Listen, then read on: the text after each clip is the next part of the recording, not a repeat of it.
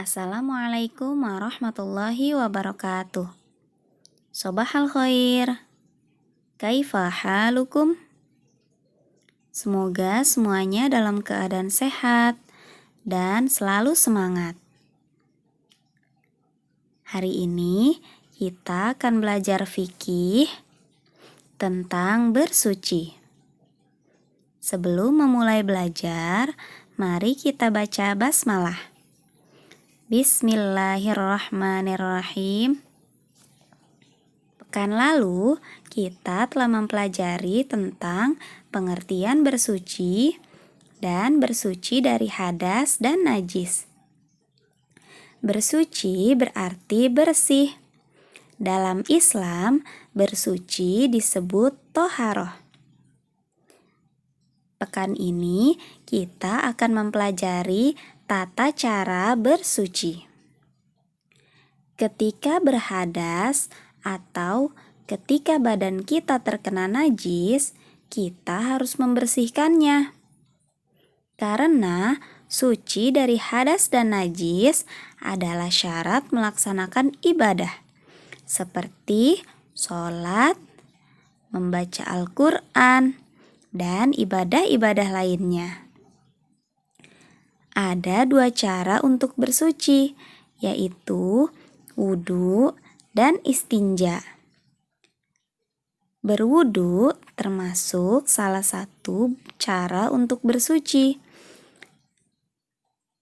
Wudu dilakukan ketika kita akan melaksanakan sholat ataupun membaca Al-Quran. Wudu harus menggunakan air suci dan menyucikan. Air suci dan menyucikan ada 7 macam. Di antaranya air sungai, air laut, air sumur, air mata air hujan, air es atau salju, dan air embun. Inilah 7 macam air yang dipakai untuk bersuci.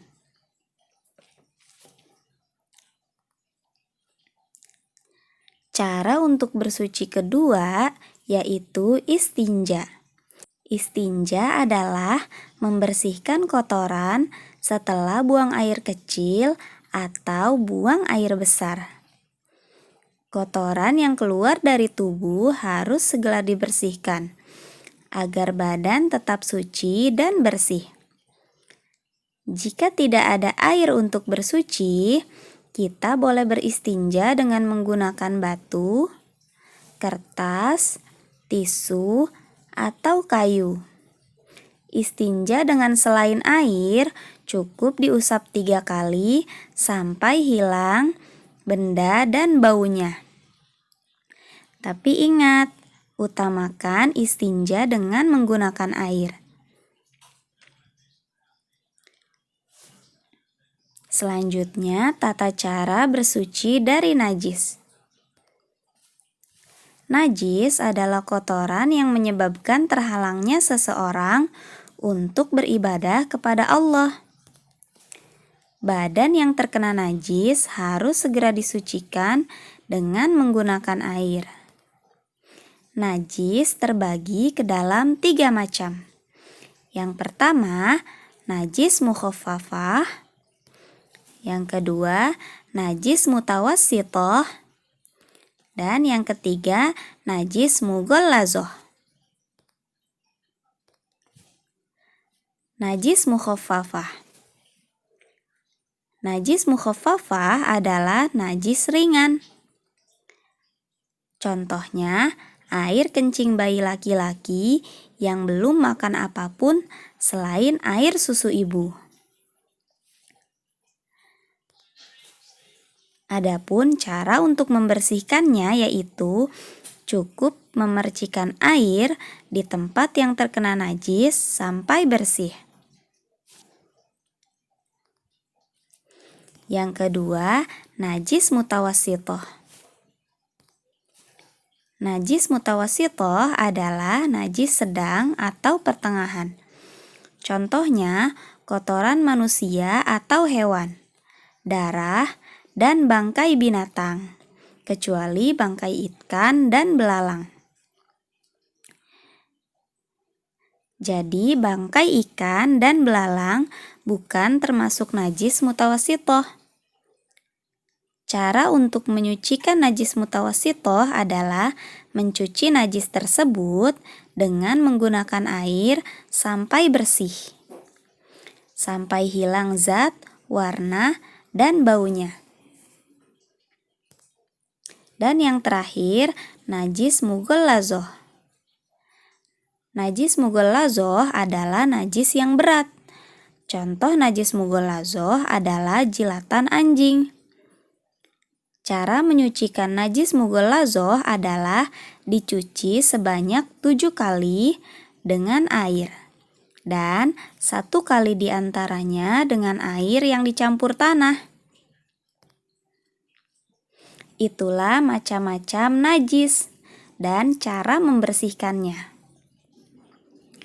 Bersih adalah bebas dari kotoran. Hidup bersih itu menyenangkan. Hidup bersih dilakukan untuk menjaga kesehatan. Kita perlu menciptakan kebersihan badan, pakaian, dan lingkungan. Tempat tinggal yang bersih menjadi nyaman untuk dihuni. Rumah yang bersih menjadikan penghuninya sehat dan terhindar dari penyakit. Berikut adalah perilaku hidup bersih yang harus kita terapkan dalam kehidupan sehari-hari. Di antaranya, mandi sebanyak 2 kali sehari, kemudian jangan lupa menggosok gigi sehabis makan dan sebelum tidur. Yang ketiga, berpakaian yang bersih dan rapi. Keempat, membersihkan tempat beribadah atau tempat sholat. Yang kelima, membersihkan kamar tidur dan tempat belajar. Yang keenam, menciptakan lingkungan rumah yang bersih, indah, dan asri. Yang ketujuh, membiasakan membuang sampah pada tempatnya. 8. Mencuci pakaian yang sudah kotor. 9. Membersihkan tempat tidur. Dan yang terakhir, merapikan kembali mainan setelah bermain. Itulah 10 contoh perilaku hidup bersih dan sehat.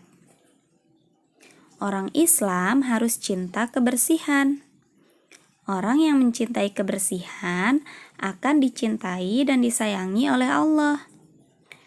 Oleh karena itu, mari kita menanamkan pada diri kita untuk hidup bersih dalam kehidupan sehari-hari. Baik itu di rumah, di sekolah, atau dimanapun kita berada. Kita harus selalu menjaga kebersihan. Berikut adalah manfaat bersuci dan hidup bersih. Pertama, terhindar dari penyakit. Kedua, dapat beribadah dengan nyaman. Ketiga, ibadah diterima oleh Allah. Keempat, disayang oleh Allah dan Rasul-Nya. Karena kita telah menjalankan perintah Allah dan Rasul-Nya. Sebagaimana hadis yang telah kita pelajari, yaitu an-nazafatu minal iman. Artinya, kebersihan itu sebagian dari iman. Kelima, mendapat pahala dari Allah. Dan yang keenam, disayang oleh orang tua, guru, dan teman. Itulah diantaranya manfaat hidup bersih.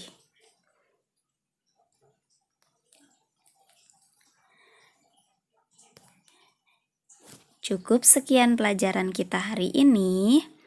Jika ada yang ingin ditanyakan, anak-anakku boleh WhatsApp Miss Ufi ya, Nak. Terima kasih. Wassalamualaikum warahmatullahi wabarakatuh.